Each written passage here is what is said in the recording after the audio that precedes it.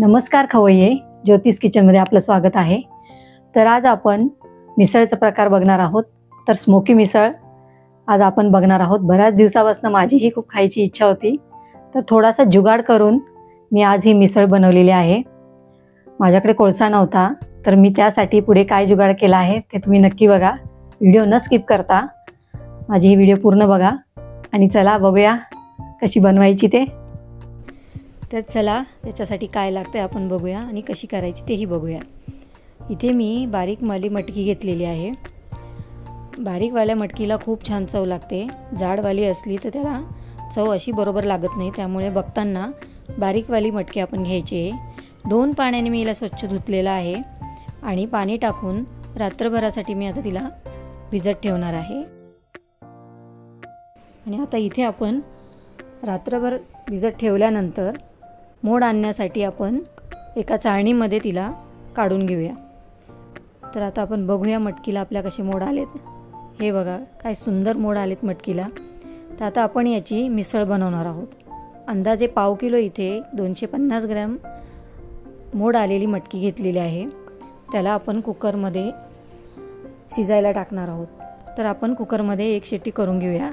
त्यासाठी मी इथे पाव चमचा हळद टाकलेली आहे आणि पाव चमचा मीठ टाकलेलं आहे आणि पाणी आपण याच्यामध्ये थोडं जास्तीचं टाकणार आहोत, कारण हे पाणी आपण मटकीसाठी पुढे वापरणार आहोत।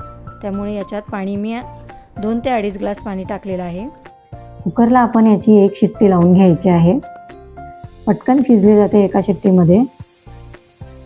कुकर आपला थंड होतोय तोपर्यंत आपण मसाल्याची तयारी करून घेऊया। इथे मी मीडियम आकाराचे कांदे घेतलेले आहे 4।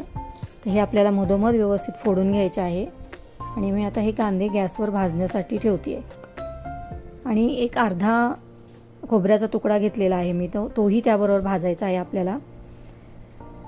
तर हे कांदे आपल्याला व्यवस्थित दोन्ही बाजूनी भाजून घ्यायचे आहे आणि आपल्या इथे सुक्कं खोबरं जे आहे ते भाजलेलं गेलेलं आहे। तर कांदे आपण दोन्ही बाजूनी व्यवस्थितपणे भाजून घेऊया।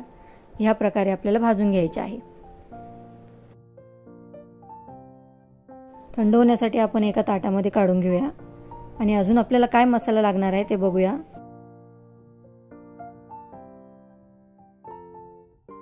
दहा ते 12 लसूण पाकळ्या घेतलेला आहे, अर्धा इंच आलं घेतलेलं आहे, 4 हिरव्या मिरच्या आणि 1 मोठा टोमॅटो घेतलेला आहे। आणि हे आपलं भाजून घेतलेलं कांदा आणि खोबरं। कांद्याचा मागचा भाग जो आहे तो आपल्याला काढून घ्यायचा आहे, कारण तो आपण मसाल्यात टाकणार नाही आहोत। आणि त्यावरचे जे साल आहे जे हळूहळू निघता आहेत वरती, जास्त काळपट झालेले आहेत, ते काढायचे आहेत आपल्याला। नाही काढले तरीही चालतील, पण मी इथे थोडेसे काढून घेतलेले आहेत।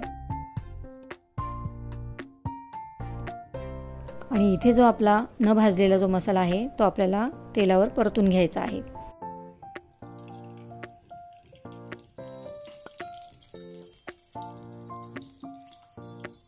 थोड्याशा तेलामध्ये मी आता इथे कढईमध्ये लसूण, हिरवी मिरची, अद्रक आणि टोमॅटो जो आहे आपला तो भाजून घेणार आहे। व्यवस्थितपणे आपल्याला त्याला भाजून घ्यायचा आहे।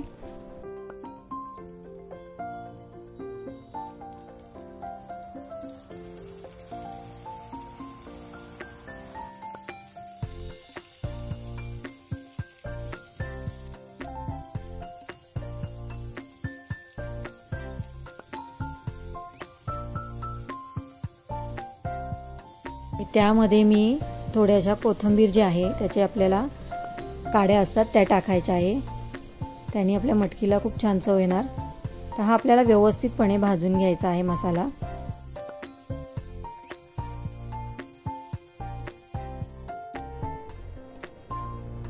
पहिले मी इथे सुकं खोबरं जे आहे ते वाटून घेतलेलं आहे। काही वेळेस आपलं खोबरं वाटलं जात नाही पूर्ण मसाला टाकल्यावर, त्यामुळे पहिले आपल्याला खोबरं वाटून घ्यायचं आहे। त्यानंतर काढलेला जो मसाला आहे तो आपल्याला मिक्सरमध्ये बारीक वाटून घ्यायचा आहे। आणि वाटताना मी यामध्ये बिलकुल पाण्याचा वापर केलेला नाही आहे, तसंच आपल्याला वाटून घ्यायचं आहे।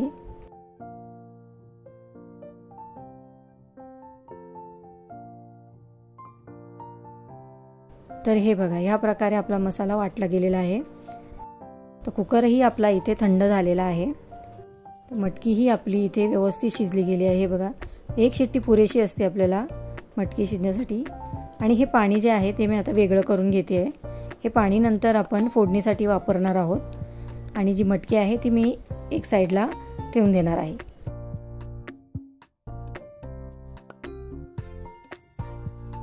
त्याच कढईमध्ये मी 2 ते 3 चमचे तेल टाकलेलं आहे. त्यामध्ये जिरे आणि पाव चमचा हिंग आणि कढीपत्ता टाकायचा आहे आपल्याला.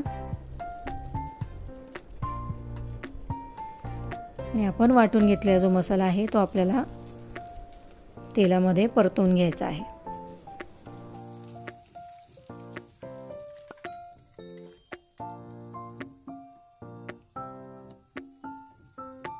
छान प्रकारे परतून घ्यायचा आहे त्याला. आपल्या मटकीचा जो रस्सा असतो त्याला चांगलं तेल सुटलं पाहिजे. आता इथे मी अर्धा चमचा हळद टाकलेली आहे, 1 चमचा धना पावडर आणि 1.5 चमचा मी इथे लाल तिखट टाकणार आहे आणि 1.5 चमचा गरम मसाला टाकणार आहे. हे व्यवस्थित आपल्याला पुन्हा परतून घ्यायचं आहे.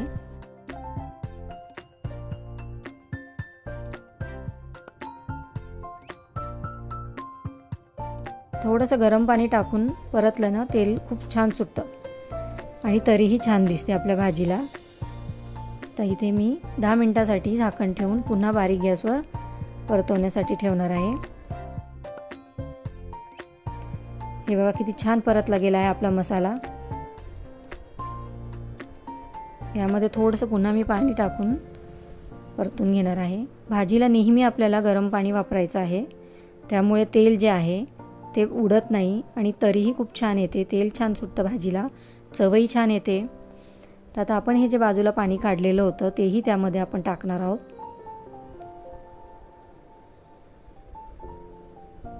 बाहेर जे आपण मिसळ खातो ह्याच प्रकारे बनवली जाते. एक बाजूला जो मटकीचा रस्सा असतो, जो तर्री असते ती बनवलेली असते आणि दुसऱ्या बाजूला उकडलेली मटकी जी असते ती आपल्याला दिलेली असते. काही ठिकाणी बटाटेही वापरले जातात. तर ह्या प्रकारे आपल्याला थिकनेस ठेवायची आहे भाजीची. तर चवीनुसार मी इथे मीठ टाकते आहे आणि पुन्हा आपल्याला 10 मिनिटासाठी झाकण ठेवायचं आहे. नारळाची करवंटी मी एक साईडला ठेवत आहे गरम होण्यासाठी आणि त्याचीच आपण धुरी देणार आहोत. तर इथे मी हे मातेचं मटकं जे होतं ते माझ्याकडे ते घेतलेलं आहे आणि त्यामध्ये जी उकडलेली मटकी होती ती टाकणार आहे. आणि ह्या प्रकारे छोटी वाटी जी असेल तुमच्याकडे तर ती त्यामध्ये ठेवायची आहे आणि आपल्याला याच्यामध्ये छान धुरी द्यायची आहे मटकीला. त्यावर तूप टाकून पटकन झाकण ठेवून द्यायचं आहे. 5 मिनिटासाठी आपल्याला ठेवायचं आहे. 5 मिनिटानंतर आपण ही वाटी काढून घेतली तरीही चालेल आणि तुमच्याकडे असा मातीचा मटका नसला तरीही तुम्ही एखाद्या भांड्यामध्ये देऊ शकता.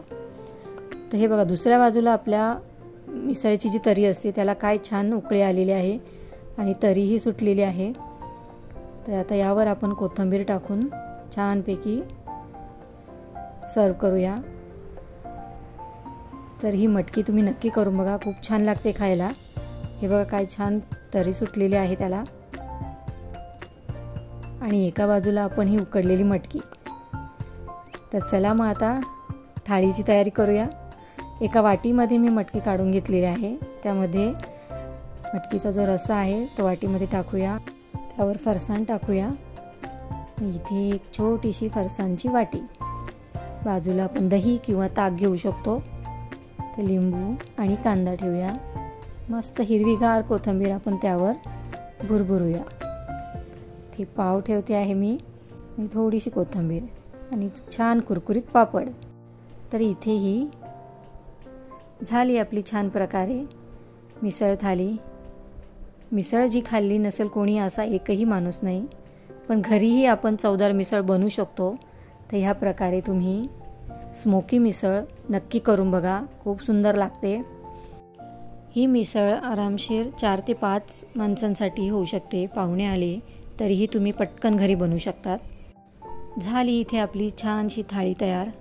तर नक्की करून बघा आणि माझी रेसिपी आवडल्यास लाईक, शेअर, सबस्क्राईब नक्की करा.